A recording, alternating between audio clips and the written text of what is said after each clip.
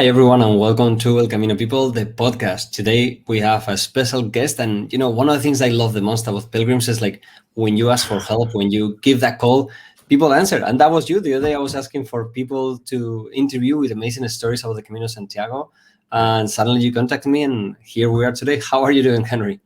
I'm doing well. Thank you, Jose, for the invitation. I've been following your Instagram for a while, and I just thought, hey, I'd like to have a chat about it, and sharing some experience with the pilgrims, also former pilgrims.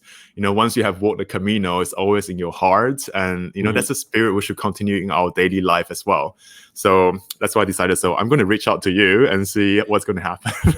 Yeah, and also that that's one of the things I love the most. Every time you talk about the Camino, you don't know how you're going to inspire to go there, and you don't know which. A lot of people, they ask me, I'm like, I don't have a story to tell. I'm like, yes, you do. Each Camino is different. It's one, even if you don't think you have a beautiful story that can make a movie or a book, but you don't know who. Maybe there is someone that has a story similar to yours that they're not looking for maybe just the movie The Way, like somebody passing out or whatever. Maybe they're looking for something similar. So if you are listening and you think you're one of those pilgrims that are not sure, just send me a message and we will see how it's going. Definitely. So Henry, before we go into business, we always start with a 1-minute questionnaire. Are you ready for that? Let's go. Come on, let's get it rolling. First Camino. 2011, summer. A private hostel. Private hostel. Not when it is necessary. So most of the time, the normal, what's it called? Albergue. One city. One city. Burgo. One meal. One meal. The unexpected one whipped up by the other pilgrims. Well, a song. A song. Oh. Forever Young. A happy moment. A happy moment.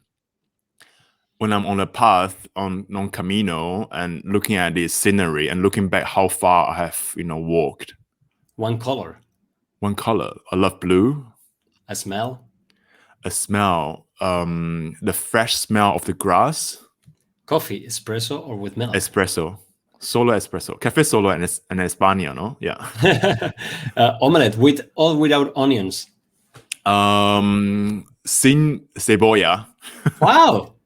You have the perfect, Spanish for the Camino. For survival. Oh my God. Thank you so much, Henry. I'm like, so first question I always ask everyone, I'm like, in your case, tell us a little bit about your background for many that don't know. I'm like, where are you coming from? Where is your origins? Where are you living? Yeah. So my name's Henry, and I was born and bred in Taiwan, a small island on the eastern part of Asia between China and Japan. And I grew up in Singapore. And the first time I heard about Camino, like Santiago, it was the time when I was doing my bachelor studies in Australia. So there was this girl from Austria. She was telling me about the whole experience. I was just like amazed by the way she was telling me the story. And I was just so excited about it. So I said to myself, one day I'm going to walk on that path. But it took me some years. I think the first time when I was really on the path was on 2011. So I did the Camino Francés with my brother. And that was, we started in Burgo to Santiago de Compostela. So the initial story was more like, I have not seen my brother for 4 years because I just moved to Germany back then, to further my my life, basically. It's like, I wanted to learn the language. I wanted to, understand the culture, just to personal growth. My brother was in the army, so we didn't see each other 4 years. So once he completed army, he flew over to visit me, and we literally walked on the Camino for 3 weeks together. That was the best time because you just hardly find time like that nowadays to do it. So that was my first Camino. And then eventually I got hooked. So I went back, so to say, in 2015 to do the Camino del Norte by myself. And then eventually last year, 2020, during the COVID time, I went back to do Camino Portuguese, the Costa, and also de Costa, and also Camino Inglés. Yeah. Wow. So that's like a big picture. Yeah. So for many that don't know, right now in the Camino, we see a lot of people coming, from different countries. But one of the things we were talking prior, to start the interview, we see a lot of people coming from Korea because of the K-pop band and also because of the Catholic background. But in your case, I'm like living in Taiwan, then moving to Singapore, and then it wasn't until Australia till you hear about the Camino de Santiago. Absolutely. Is it, the Camino something that is growing right now in Taiwan or in Singapore? Are you guys really into hiking, or was that something that you got out of, of being all over with your moving around? I think personally, for me, when I started like 10 years ago, when I heard about Camino, that was really, I think the information wasn't that well distributed, and if they were probably just in English or Spanish. So throughout the years, I've seen more stories or blog posts online in Chinese language from either mainland China, Hong Kong, or Taiwan. And so you have bit and pieces here and there, but it wasn't like very complete. There's no really guides about it. So it's just about people sharing their experiences. In Taiwan, there's two people, like they actually publish their stories in terms of a book, but still not a lot of traction there because I think people are not very familiar with the whole thing. So, like when people from Asia, when they come to visit Europe, so most of the time they will go to a bigger city like London, Madrid, Paris, or Berlin, right? So they hardly think of going to places like countryside of Spain to experience this kind of tourism or this kind of pilgrimage, unless you have really very strong religious purpose there, maybe you might know. So, but I think nowadays it's getting better and better. So you do have certain meetup, for instance, in Taiwan, that people have walked the Camino and kind of gather together and share their experiences with each other. But just, the whole information is not as compact compared to what people have in Germany or in Spain or the rest of Europe, for instance. Well, that's totally incredible. But I think, this will grow and we'll see it all over because there's always a reason. Like for Germans, the Germans have the book, that made everything. Americans, they have the movie, the Way. Koreans, there's the book and there's the K-pop band. For this kind of like a specific trigger for each population, and maybe you should write a book in Chinese for for the Chinese-speaking population. Who knows? The funny thing is, let me just show you. Because of this podcast, I literally dig out all the books I have, like the diary, and also some of the guidebook that I used when I was walking. This for the Norte, and I still have everything inside. Still with all the maps and everything. Different. This is the Francais. Of and course. Then all the different what's it called, the diary that I brought with me. So there's a whole bunch of it, a lot of information there, but just like really, really good memory, So you're one of those that wrote every day of the Camino what happened and how do you feel and everything, or? Not every day. I mean, when I drink with the rest of people, I can't. You do have really good, let's say like alcoholic beverages in Spain, I remember going through everywhere. It was stunning. Chacolí, for instance. And then Albarino, and also in Logroño, you have like Tempranillo, right? Yeah, you have three so many regions in different Spain. wines. Plus, everything in Spain is around drinking and eating with friends and family, and that's the whole reason we get together here. It's beautiful. So you were saying, how after years of traveling, purposing, your career, your life, suddenly 4 years without being with your brother. I'm like, and suddenly did your brother knew about the Camino de Santiago? Was something you proposed him, or was kind of like an agreement between the two? No, I mentioned it to him. I say that you're coming to here and also spend quite a lot of time. Like I think he was almost spending about 3 months in Europe back then.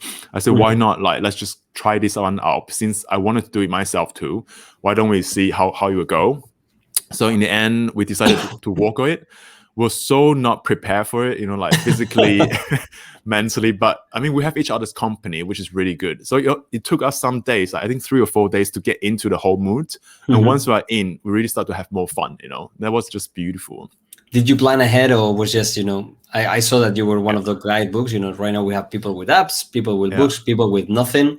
In your case, did you research a lot online, or was just, I have the book, let's go?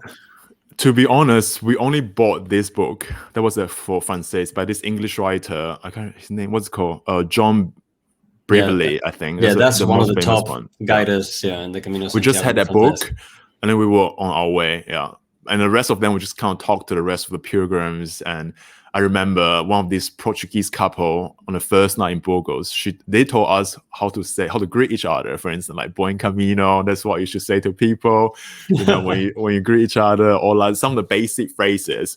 So eventually, if you don't have any information, you'll also pick out those information while you're on the way, So that's the spirit about it. Like everyone, giving a hand, you can't do the idea exchange here and there. So it's really nice. Yeah.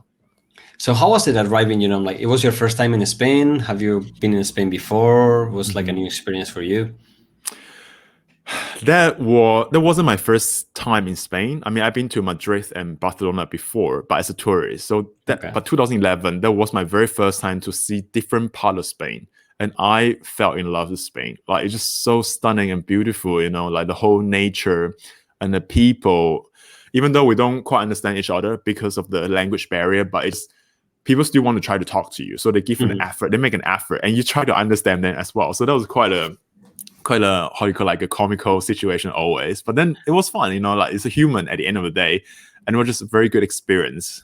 Yeah, it is incredible how in the Camino, I've seen people, the most weird friendships ever in the Camino, can be from a Korean guy with a German guy. They don't speak each other's languages. They don't even speak English, and they walk all the Camino together. I'm like, exactly, that kind of stuff happens in the Camino, and you can communicate without speaking the languages, and that's one of the beautiful things of the Camino. So, and you walk with your brother. Suddenly, after 4 years, you get together and you walk the Camino de Santiago. How was, as getting back with your brother and the Camino? How was that experience? There was so much. I mean, that was so emotional, to be honest. Like we talked so many different aspects of life. We're both in transition of our life phases, because I moved to Germany and then I just completed an internship there and then started with the language learning. He was sharing with me his experience in the army in Singapore, like what kind of people he meets. So we're kind of exchanging, like the life that you started to enter the society. And also we talk about family. I mean, we talk about different things like relationships. We talk about certain things that I go through, which was really, really hard for me back then. But then I think Camino Frances and also for my brother was a good process to filter and process things through. And that's one of the things that's been researched, that we all go with the Camino. I love to call it the little backpack, that everyone carries something. And, that's what we all go to the Camino, just to let it go or to work on it or just to, to whatever. And what was it that your brother, I'm like, coming from the army, living in Singapore, and then suddenly you put him in Burgos, walking to Santiago? He was very fit. And also I need to tell you something, like he brought his army boots with him and he walked the whole path with his army boots. For the ones that don't know, army boots are not for the Camino, sorry. No, they're probably like 2 kilos each. Yeah, it was very heavy for him. At the same time, also, I think it hurts a lot because he had quite a lot of blister, even though that military boots he worn for quite some time already. But towards the end, he's really stuck it up and he walked towards the end to Santiago and he chucked it there. He left it there. I was just very impressed with that whole thing. I keep asking, don't you think we should buy a new pair of shoes for you so it's more comfortable? He said, no, I brought it. I'm going to go through that. So he was very determined. Wow. That's crazy. But that's one of the things, a lot of people ask always, like, what kind of shoes or, should I wear to Camino? I seen people going with boots. I seen people going barefoot. I seen people going with flip-flops. Yeah, there is no right answer. Each feet is like every human being and every pilgrim. I love it. There was a German that did it barefoot. Totally. Wow. My first Camino, I met him, and it was like the best. Nothing. But again, the whole feet, you can put a fire there, nothing will happen. Like he was walking barefoot for at least the last 5 years of his life. Wow. Okay. So which means that he's very seasoned in terms of all the different totally. And like the whole, it was like a whole, he couldn't feel anything with his feet at all. No pain, no gain, huh?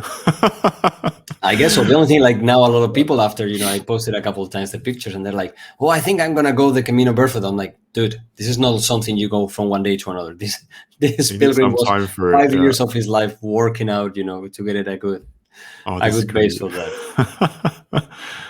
And how was the Camino? I'm like, in terms, you hear about it in Australia, suddenly you get back and you start walking. Was it what you expected, or was something different? I think, okay, first of all, I've never trek for that long distance before. So Okay. that physically, that was definitely something new for me, but I got used to that very quickly. And second of all, I think towards the end was more of the emotional and spiritual part within you. So you started to have, because you have so much time at hand, when you're walking Camino.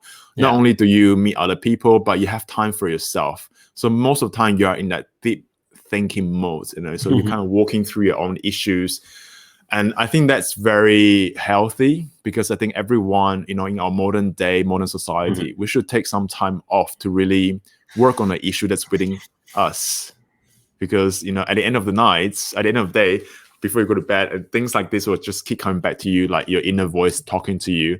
So I think it's good that you go through them, you work through them, and then you're clearer. You have more clarity in terms of what you don't want to do in life, what you don't like, and what you want to go for it, So it's a distinct clarity over there. Yeah. And every time I feel like I'm in different transition of life, be it ending of a career or ending of studies or certain things happening in life, I kind of like always looking forward to go to Camino, just to be on the path and work on those issues, and kind of like you wash away those thinking or those worries, and you work on it. You can't just leave it with the Camino. Yeah. Totally agree. It's incredible how nowadays, usually we don't have time to be with ourselves, and like we run away from being with ourselves. Most people, we are always looking for that thing. So, Netflix is going out, is going to the gym, is whatever, but time to be with yourself. And that's the beauty of the Camino, One of the things that I always realized, that every day in the Camino was like 3 days in a row. You have your morning that yourself, then the walking, then the albergue, then the going out and drinks with friends. And it seems like 24 hours became 72. And I agree with you that nowadays, we need to go to the Camino more often, and doesn't have to be, that really going to the Camino. But I think the Camino is the perfect place where, and as you say, once you walk the Camino, you always come back, and there must be something for it. Yeah. And then you do your first Camino, you finish your Camino. How was the arrival with Santiago after 4 years without being with your brother? Suddenly you both arrive into Santiago. How was it? We arrived actually on the 4th of July, I remember, because there was this American girl with us, Daniel. We still have contact to this day. Because that day was the Independence Day in America. So that's why she said, oh, it's Independence Day in the States. You got to celebrate. But that day we arrived in Santiago de Compostela. And that was just magical, because all of us were queuing in front of the office to get our Compostela. And at that moment, I just thought, oh my God, how do we make it? Because you just keep thinking about it the whole time. When are we going to arrive in Santiago? And all of a sudden you're there. And we're just like, there was so many memories, with different individuals that you met or cross your path with. And the conversation you held with each other is always forever going to be in your heart, And so far, like those people that I met, be it 10 years ago or recent years, they're always going to be my heart. And they're like, now there's WhatsApp away or like FaceTime away. And we always manage to meet up with each other around the world. And then we can't catch up with each other in terms of where we are, in terms of life, and in terms of issues that we talk about, have we moved on, or where are we basically? So it was a very good, I think, like community support, so that's something I really, really treasure a lot. It's something, that it always surprised me how in the Camino we open to total strangers more than to our real friends or family. I'm like, you go to the Camino and, you suddenly know that someone close to you is walking, that he's going through something, and suddenly you open your heart on, the deepest secrets. And that connection, as you say, I love it. It's that even if you don't talk for 6 months, you just chat with them. It's like, you can be a WhatsApp away, a FaceTime. It's like, I need to talk, or you go back to the Camino, or you travel to another city, or like you and me right now. I'm like, we don't know. It's the first time we see each other. And here we have that connection is right there, because we have gone through the same, and we know what it means to be a pilgrim and to go to the Camino for that. Exactly. I think, this is part of the Camino spirits that I think we should all keep spreading around the world in our own community as well. Because, most of people live in the bigger city, nowadays. And when you're in a bigger city, you always concentrate on your life. And when was the last time you actually stopped and say hello to your neighbor, or to talk to someone straight, like a stranger, a passersby on the road? Very seldom. Yeah. In Germany, in my opinion, since I've been here for 10 years, I'm allowed to say that. It's like, it's very seldom that you say, hey, how is it going? Things like this. No, people usually don't do that. But on Camino, usually you go by yourself or with a few friends. You don't necessarily know people around. So I think human being has this needs of getting together after a while, even though you want to be alone, but then eventually you want to get along with other people too. So you tend to open up a bit more, and you know exactly that you're there for some of your own time, solitude. But at the same time, you have certain issues that you want to work on. And what's the most obvious way to do it? To talk to people. And often the questions that are in doubt or you have in mind are often being answered through the stories of the other pilgrims, because the pilgrims on the path on Santiago itself, they come from different background, different ages as well. Some of the granddad, they are with certain age, but they can walk so quickly. I just think, I was so amazed by that, So you see the possibility in life through different characters that you have met on the path. And you can't just think about it, hey, what I'm actually going through is actually not a big deal at the end of the day. Why do I meet, why am I being so dramatic about the whole thing? You just give some time. Yeah. Something like that happened to me too. You start thinking that your own crap is the worst. I'm like, whatever you carry is, the worst things that can happen. Suddenly you start talking with someone in the Camino and you're like, what I'm complaining, my life is a dream. Look at this dude suffering 3 times what I'm suffering. Yeah. And also that the Camino, everyone is the same. I remember being in the Portuguese in the coastal with some kids from Spain, 18 years old, with a couple of teachers from the States on their all 60s, and they were all having a beer there, and they were like, in the States I couldn't do this, but here I am having a beer with you guys and teaching you, and that's the beauty of the Camino. You talk to so many different people, and as you say, you just have your alone time, but you have your walking along with others time, plus the times that you want to open and help others. And I don't know, it's just strange, weird, and amazing at the same time. There's a magic of Camino, no? Because I think, who's that called? The other day we just talked to this Brazilian friend of ours we met last year. So in Brazil, I think it was very popular as well because the author, Paulo Coelho, he wrote a book, right? And that's when he decided to become like a writer. So I think, you have certain moments in life whereby you're unsure about, is this a correct career path for me, or am I doing the right thing? Through this kind of long walk, in the end, most of the time, you have the choice to decide how you want to lead your life. Yeah. But that's the thing. Right now, we need to get out of our normal lives and our everyday just to be able to find what we really want in life. And it's amazing that you said Paulo Coelho. That's one of my favorite books that I always recommend everyone. It's not the Pilgrimage. It's not the one about the Camino de Santiago. It's called The Alchemist. It's the perfect book before you start your Camino. Because at the end, it's about a search, it's about journey. And I think that everyone to the Camino goes in that search. I have a really good friend we interviewed in the first season of the podcast. His PhD is on motivations for pilgrims. Why people go to the Camino de Santiago. And all the ones we just talked, those are the ones, a moment in life that you're changing, something suddenly happens, you're looking for some answers, and every pilgrim was there. I don't care when people say, oh, I'm going here for sport or for tourism. If you go to the Camino de Santiago, you're looking for something else. Yeah. I think we all have different reasons for it, but ultimately we are not that different to each other. We are like all human beings, and there's just certain needs that you want to fulfill. And those are a very good way to achieve them. Through Santiago, through Camino de Santiago, for instance. Yeah. And that's one of the craziest things, right now that the world is going, crazy with all this division, and all the stuff that we went through in the last 5 years. And who would have tell us 2 years ago that we'll be at home, I'm like, I would put my money, and I love all these, virus movies. I love them all. And suddenly we were in one of those crazy movies. And here we are. I'm like, what is, I believe really that everyone should go to the Camino, because if the world is a little more like the Camino, if we take all the politicians, everyone there, it would be amazing. And we have to be truthful to ourselves that the Camino is like a dream. But if you just take a little piece of the Camino to your everyday life, and that's amazing. I mean, that's very true what you just mentioned there. I think, 2 points here. First of all, we should send all the politicians in the world to Camino. Yes. Let them experience that themselves firsthand. And then they will probably come back with different perspective in life, how they should lead the country. And second of all, I think for people who have actually walked the Camino, once you return back to your life, it can be busy, but then don't forget about that spirits that you experience. I think it's very important to pass that on to people and to tell your stories, to inspire others to actually walk on that path, or be it, just go to the mountains somewhere in the greens, in the woods, for instance. But just have that feeling of that you are doing something, for yourself. Yeah, And you only start within yourself before others, right? I'm thinking, I have here the store that I bought my coffee. Everyone that knows I love coffee. That every time, if I bought 10 packages of coffee, they give me one free. So I think every pilgrim we should have, like a little car where you can, check every time you make someone go to the Camino, you talk to a friend, you talk to someone, and you're that motivation to take him to the Camino. That's an extra Camino for you.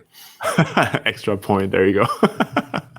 I love it. Yeah, it's a great idea. So then you go to the Camino, but then suddenly the Camino is over and you're back home. What happened when you were back home? How was the Henry that left and the Henry that came back?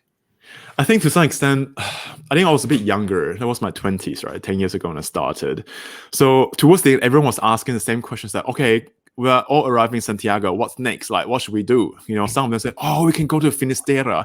And some, no, I got a flight to catch. I got to go back to my life, to my, to my children, to my family. So I think there's always a thing that it's going to be challenging and hard to do the transition, from Camino life, Pilgrims life, back to normal day life, right? So I think since I walked there 4 times already, I think I get better and better at, just focus on what's important for you. And you have to constantly remind yourself. It's just small things like, writing on your diary a few sentences per day to remind yourself, or look at your vision board, things like this. And just remind yourself what's something that you don't want to have. Pre-Camino, you thought about it. That's why you went on Camino. So remind yourself why you don't want to go for it. The why is very important. Yeah, exactly. And then you get back home. And when was that Camino fever? Did you know that you were really gonna be walking another Camino by yourself right at the arrival to Santiago? And it took you a little time to plan for the next Camino. Yeah, eventually 2015, because life took on again. A new career. It took some time to get into it, but at some point you kind of like get really exhausted from the whole routine and the whole politics in office and stuff like that. Just thought, where's the I? I don't hear my inner voice anymore, and you have a lot of for me it was more like a conflict, and so I thought, okay, I need to take a break. So that was just nice that it was during a transition. So I finished the last project, and then I just said, okay, I'm going to go to Spain for 6 months. So in 2015, I think it was February, I left for Madrid, and I spent time with some of the Spanish friends that I met on the very first time, like back in 2011. So just like learning some Spanish in Madrid, and also explore the city, experience the life there, and also planning for Camino del Norte. I just want to experience different things, to have that adrenaline rush, that feeling of walking on the path again. So I did eventually. I think it was summer as well. I just went up north to Irún, and from there I started. So this time you take time enough to do the whole Camino. Yeah, and this time around, I got a book with me, but I didn't really book any accommodation or stuff. I just said, okay, this time around I'm going to try. I'm going to try of not worrying too much. I'm just going to walk. What's the worst case scenario is that I don't find any accommodation or Albuquerque. I can sleep, along the beach or somewhere. There was a couple of days were like that, because I didn't realize that in summer the Spaniards love to be in the north as well, and there was a lot of places that was all booked beforehand. So that's one thing that people need to be careful with, because the norte, most of the albergues, they're not just pilgrims, and the norte is and right now is even worse. I'm like, in the old days, people in the summer didn't used to go to the north just if you're a surfer, if you're looking for hiking. Right now with COVID, I'm like, I just went to the norte, to Cantabria and Asturias, and this year it's crazy. It's huge because it's more relaxed. But remember, if you're doing the norte in the summer, there's a lot of people there, and also the distances are quite bigger and different than the Camino Frances. Exactly. Yeah, that's true. But I would say Camino del Norte was just such a bliss for me, because it was so beautiful. I think it's a bit harder than Camino Frances. It is, yeah. It was up. I remember it was ups and down, and sometimes, even though it was sunny, but a lot of time it was really like storming weather as well. So the rain just come, from the side, and then basically you're all wet all the time. You're trekking in the rain, but still the landscape was so dramatic, and every single town that you go to, they have their own specialty. I remember going to País Vasco, San Sebastian, Zarauz, drinking chocolate, and then having pinchos. That was just different experience, It was just beautiful. Yeah. And that's one thing that is part of the whole, I tell everyone, if you come to Spain, visiting churches, going for a good lunch, every once in a while, You cannot be every day, just eating a sandwich or just eating pasta. Yeah. Give yourself a break. And, San Sebastian, you have to go for pinchos at least once. If you're in Cantabria, you have to try in Asturias, the cachopo and the sidra. Little things that you need to save a little money for those, like, going to Santiago, or if you're going to Finisterre and having a mariscada, a seafood plate over there. To really try the local cuisine. So how was the difference, from walking a half Camino to walking a full Camino? Because a lot of people, they say that the big transition, there's even a study right now on the University of Zaragoza, that to be part of the study, you have to walk more than 15 days. So in your case, your first Camino was kind of like that on the 15, 14. Yeah. Did you see the change after walking for a whole month compared to walking half a month? Absolutely. It's just, I think there's already a difference when you walk by yourself and also when you walk with people So when you walk by yourself, you have that. Also depends on the person. For me, it's very important to wake up early in the morning to look at the sunrise, things like this. So I think you are more into the conversation with yourself. At least that's my case. And also, I mean, your body will feel tired from the very beginning, but then I think after a few days, you'll get used to that pain. You often see people say, "Oh, I got blisters, and I'm injured, blah blah blah." But then people still go on. It's that spirit that, okay, it's okay, I can take it slower, but I'm going to push on. So you do get to see different characters, and everyone else around you will give you that certain moral support, to push through the way, or give you a hand, like if you really need some medical attention. And it is also be okay that you take some days off along Camino, that you just let your body rest and listen to your body, So that's what I think. I can't remember. Is it like maybe it's a Spanish pilgrims who have said that to me before. I can't remember the phrase, but they say it's always going to get to you on your physical part. And then I think it was a mental, then the spiritual. No, you just go one step deeper and deeper. Yeah, they say that the Camino Frances, you start from the strongest. When you start from Saint Janis, the quite steep up, then you work out your body, and after working out your body, it gets when you go to the meseta and you work on your mind, and then once you finish the meseta, just when you start working on your soul. On your soul, yeah, that's kind of like true. Body, mind, and soul. Yeah, so the Trinity. They say that. Yeah. So how was it, the Camino Norte? Once you start going, farther, and once you cross that date, the longer, was it better? Was it different? What was the difference, for people that are listening and they want to say, because at the end, not everyone can really take 15 days or even 30 days. So sometimes people are asking me, like, should I take 13 days? Like, the longer you can, I'm like, the perfect is a month. A month for walking is just incredible because you can go much farther and much deeper. But if you have 15 days, that's perfect. And if you have a week, that's perfect too. Yeah, I think it depends on how much time you have. But I don't think, if you really have time, don't rush it. Don't book your return tickets yet. Yeah. Because I think towards then everyone was rushing for the day. So I got a return ticket, I need to go back home or something. You're in Europe, you always have certain tickets there to go to different European cities and catch your connecting flights. So give yourself the time to savor the whole thing, And if you have more time, obviously it's nicer because you will meet people along the way and people will have different suggestions. And when you have the time for it, you can choose how you want to proceed. So for the Camino del Norte, I think, about a month. I didn't book my return ticket back then. I have about a month. So I did the proper one I can't remember what's the name of that town, but there was a split between Camino along the coast and also the mountain. I went to Pico de Europa. I spent 3 days, to do that trek. But that one, I was really only by myself. Like, not a lot of people went up there until I arrived at the Albergue up in the mountain. There was 2 pilgrims from Mexico, and they were living in Galicia. Yeah, so there was only 3 of us on that night. But the reason I went out is because there was a monastery. I remember. I can't remember the name of the monastery. Covadonga? Maybe because they have a small I don't even know how to call it in English, like a small holy object. When Jesus was in Jerusalem, the relic. So it was placed there. So I thought I want to go and have a look. Part of the cross. Part of the cross. Exactly. It's the biggest part of the cross. Yeah, and also Pico de Europa, I think, is the second highest peak in the Iberian Peninsula, right? After Sierra Nevada, I think. So I thought, okay, since I'm going to pass by there, I'm just going to go up and have a look, because I'm not sure when's the next time I'm like specifically coming to Pico de Europa. So I went up there, said goodbye to some pilgrims, and then I had a great time, and then come back down again. But the thing is, just when you're walking by yourself, certain days whereby the weather is really extreme, and you kind of feel, lonely, and also you're not very sure whether you're going to make it. But that's when it strengthens your motivation even more. Say, I'm gonna make it. So you kind of push slowly, a step at a time. Eventually, you get there, and I think that's a very good reflection to life too.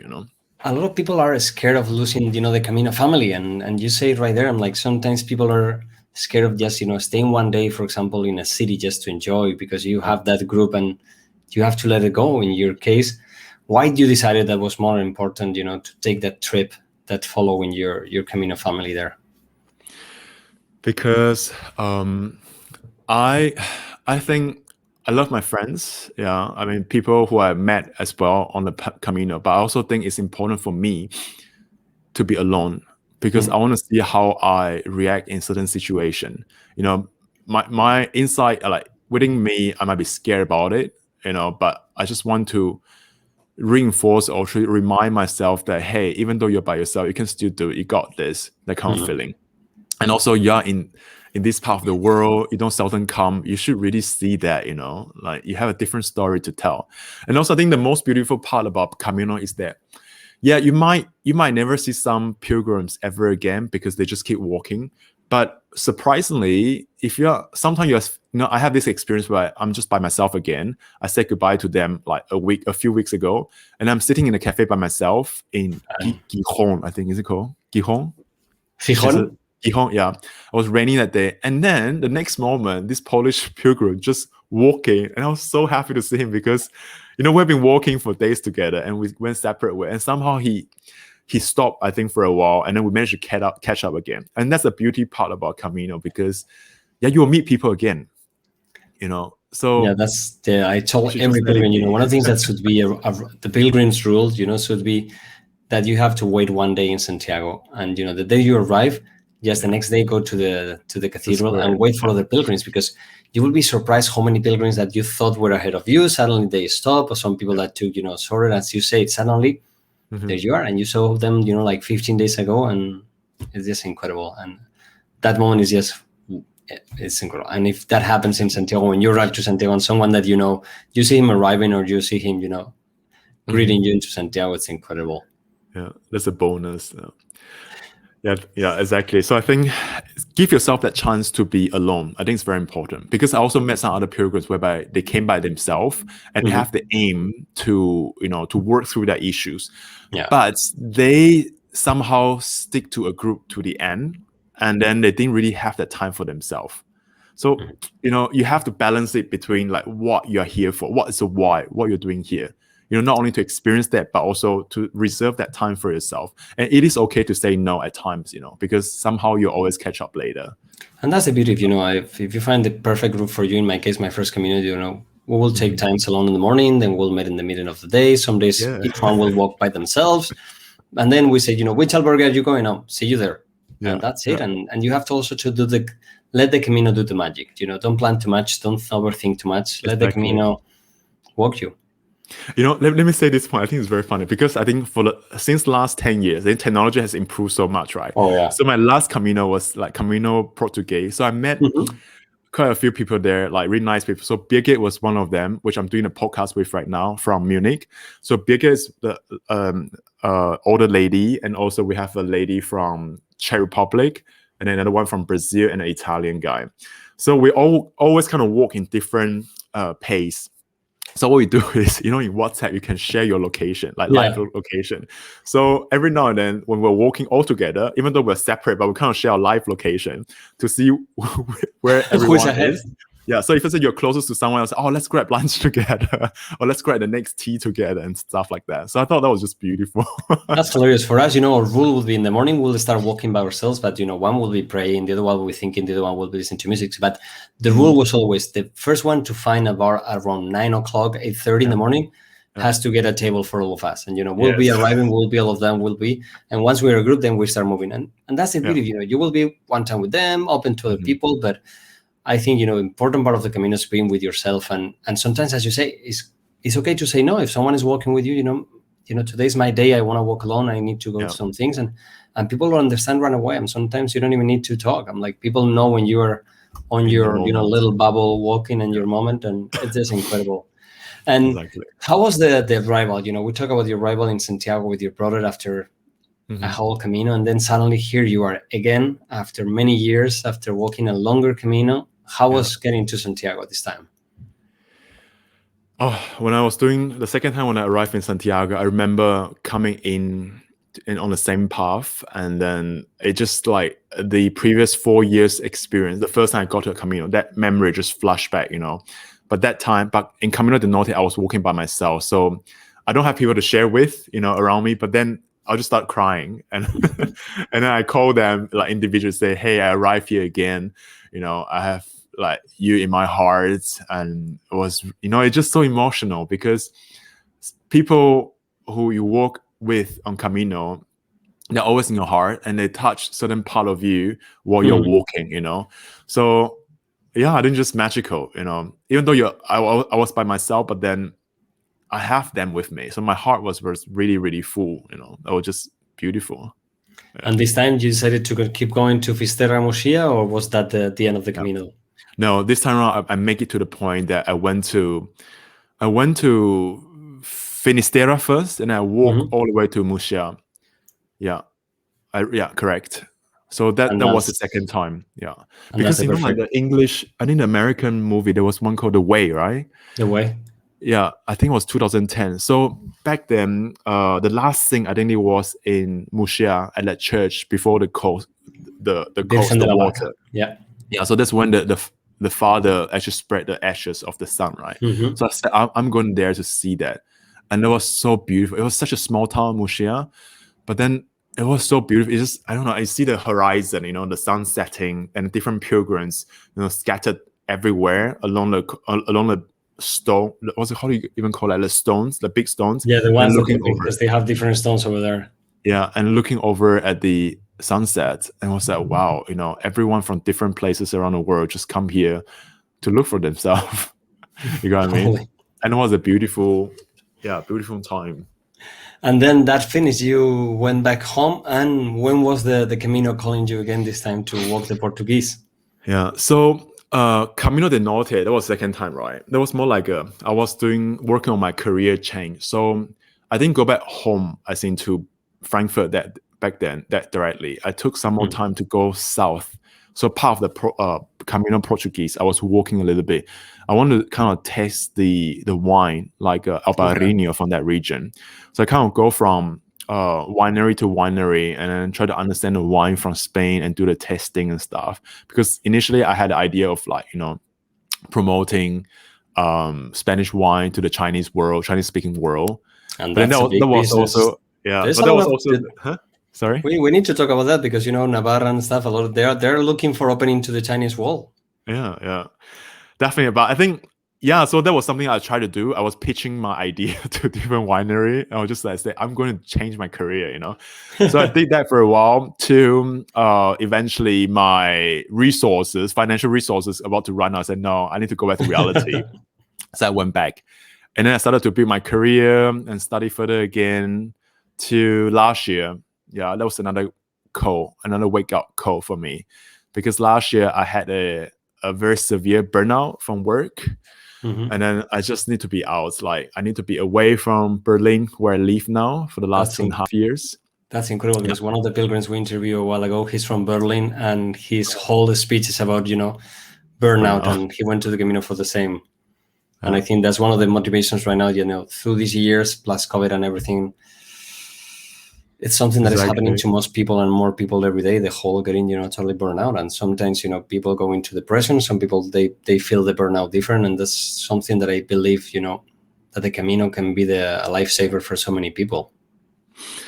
It can be, but I think you do have to work very hard to come back to that point. And also the decision. This also linked back to what you just asked, like, how's life after Camino?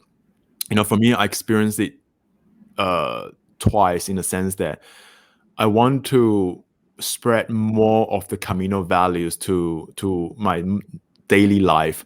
But then when reality kicks in, it's always a challenge. And then sometimes you can't give in and you just let reality, engulf you. But then I think that's when you have to be strong in terms of looking at your vision board, or be, to ask yourself the reason, what are the reason or why you're doing this.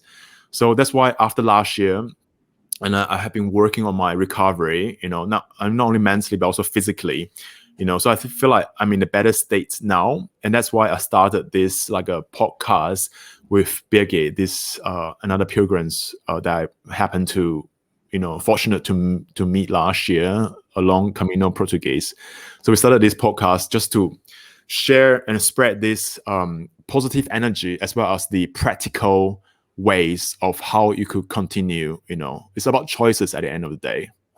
Totally. And why the Camino Portuguese? And like first you walk the French, that's again, then you go to the Norte, that's next day. Why the Portuguese? Because right now, one of the things that we want to start doing is to talk a little bit about the Caminos and the differences, because I think each Camino calls you in a different moment. As you were saying, sometimes you're looking for that harder, sometimes you're looking for that, why not? More foodie expression, more different times. And right now we have in Spain so many different Caminos that I think one of the beauties right now is what, pilgrims can spread all over. We don't have to be all in the French.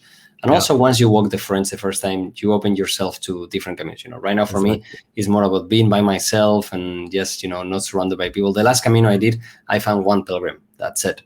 That's cool. There wasn't anyone. So what was in your case, the motivation to do the Portuguese?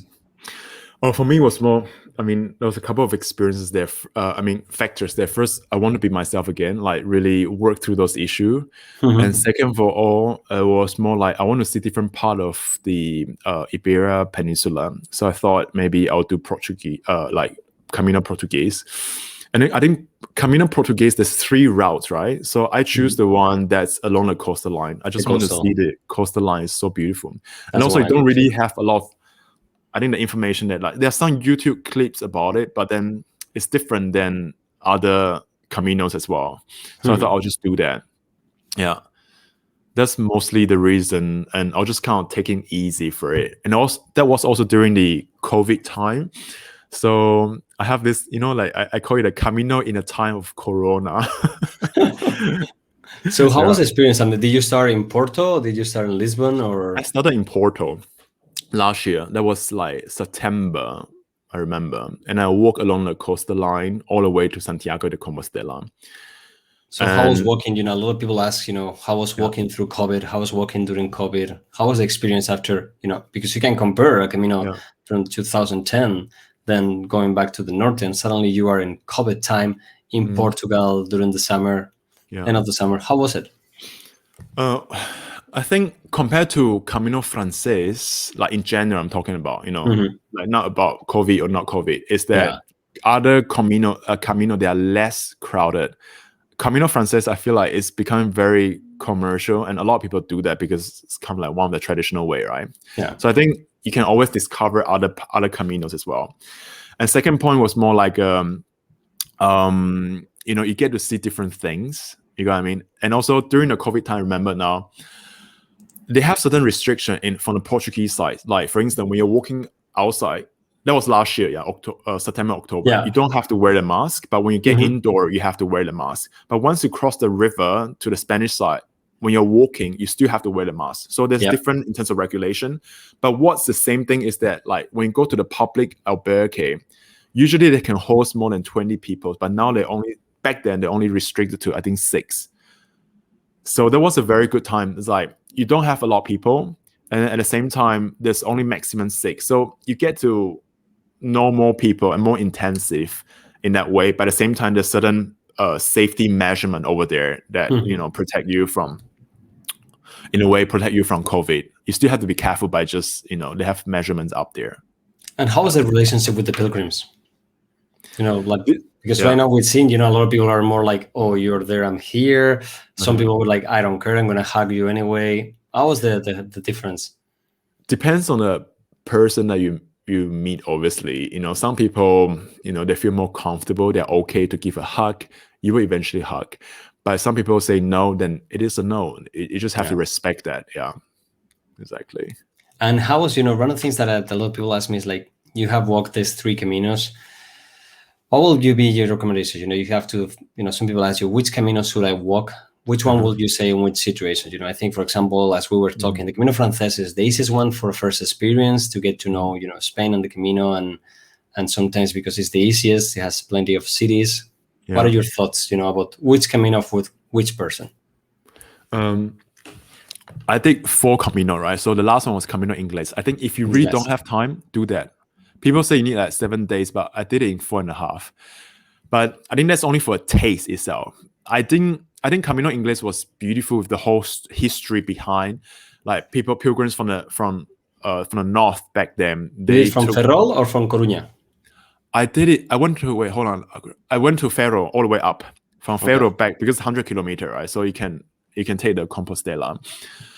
Yeah. So I think that was a good way. If you only have a few days, you can try Ingles. But personally, I will not do it again because I think it's prettier and nicer to walk others like Camino del Norte, Camino Frances, or Camino Portuguese. That's what a lot of people are saying about English. It's a great taster, but the beauty not really. is not there. Because a lot of time you're walking on the road itself, and I don't find it, like cities, and going out of Ferrol, it's not that beautiful. And Coruña, they heard the second one the same. So a great taster, but yeah.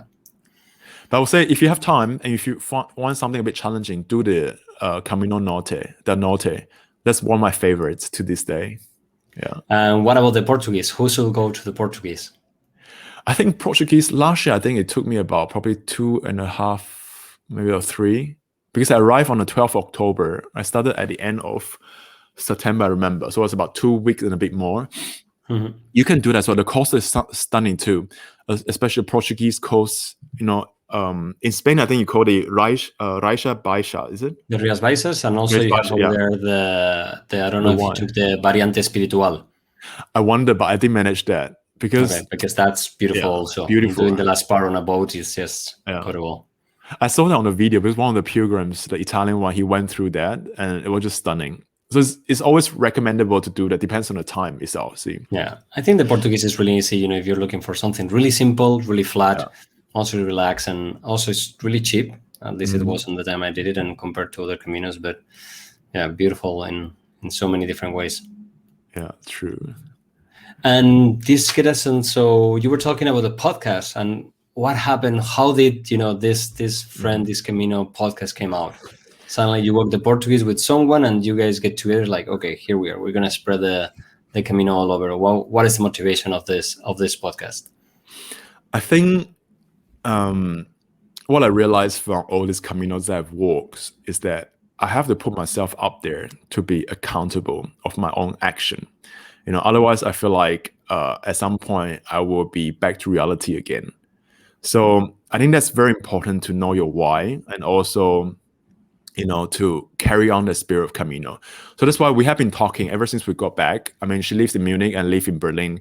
So, and she happens to be, I'm not sure how to call it in English, like a natural doctor, alternative doctor.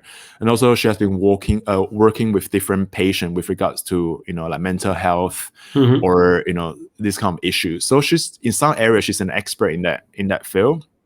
And for my part, I want to do something by myself and not really going back to the corporate world. So we combine forces, and our podcast is actually mainly in German, but also / English, because some of the guests that we interview, they don't speak German, then we just have to switch to English. So I think it's a good way to kind of let all this information to cut across the German-speaking world, at the same time the rest of the world. And for me, it was more of the motivation. Also, I want to practice my German. So it's like the scary thing, the things that you feel scared about, you have to do it a bit more often. Then at some point it just become like a natural thing. So that's what we've been doing. So we're publishing every week. So we have like 2 episodes that's up already right now, and we have filmed the other 3 already so far. So we plan to upload 1 every week on Sunday. Yeah. Nice. So we'll put what is the name of the podcast? It's called Herny und Birgit. I have it ready for you. Yeah. We just started, and Let me Yeah, just we'll write put this all the down. information on the notes of the program so people can go there, and follow you, and we will sort of follow you. And like, my German is horrible. I don't speak German at all, but So in the podcast, basically, not only do we talk about our Camino experiences, but we also talk about, things you go through, like burnout, like distance, like what's it called, like to be far away and also to be near in terms of your relationship to others. At the same time, things like burnout and how you should make choices for your life, about communication, about intercultural differences to kind of bridge the differences and have a better understanding of the world that we're living in. Yeah, things like this. That's so important right now. And I think also that's, part of once you realize the Camino, how, the not important things go away. You just focus on the important things, and everything that is there is like at the end, who cares where you're coming from, what you do, religion, sexual life. I'm like, who cares? We're all human beings, and we're all here walking to the same point. And if we don't help each other, and that's one of the things that surprised me, how, as we were saying at the beginning, if we can take just little pieces of the Camino into normal life, that will be, just the best thing that can happen. And, the upcoming of more podcasts and people like you and I and spreading the Camino, I think that's incredible. And that's, giving back to the society and giving back to the Camino. Because at the end, we always think that the Camino gives us so much. And it's true, always, whatever we do for the Camino, we can always get that times 10.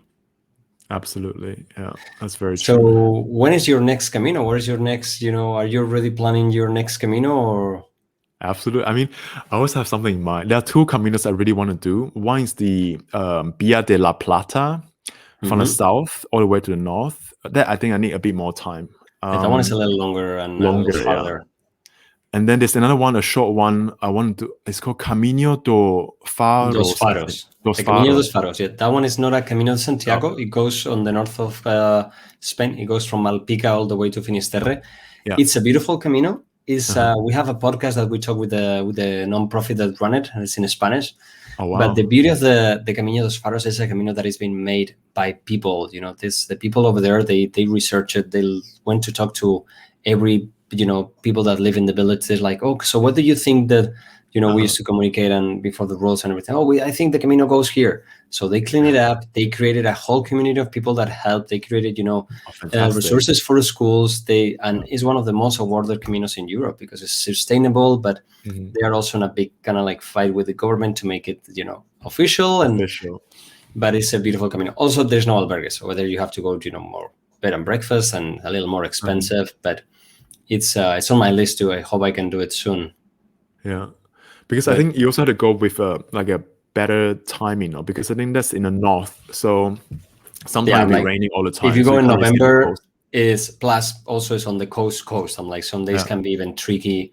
And if you are not really in shape and you don't know, backpacking, maybe you can put yourself in danger because there's no way out. Unlike some places you're going to be walking by a cliff and there's no easy way out into a road or anything. The beauty of the Camino de Santiago is that it's so safe. There's no way you can follow the arrow. And if something happens, you are like 5K away from the closest village or a road or a main area. So in the Camino dos Faros, you can really be kind of like lost in nature in a way.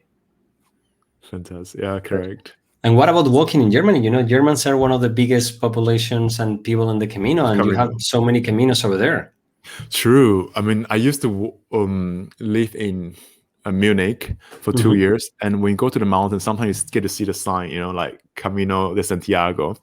I think a lot of people do that, and Birgit and I were talking about like next time I go, maybe we can do like a small section of that, just for the taste. Yeah, but I think a lot of people do it because I think everywhere across Europe, traditionally it's like you start from your doorstep and then you walk all the way to Santiago de Compostela.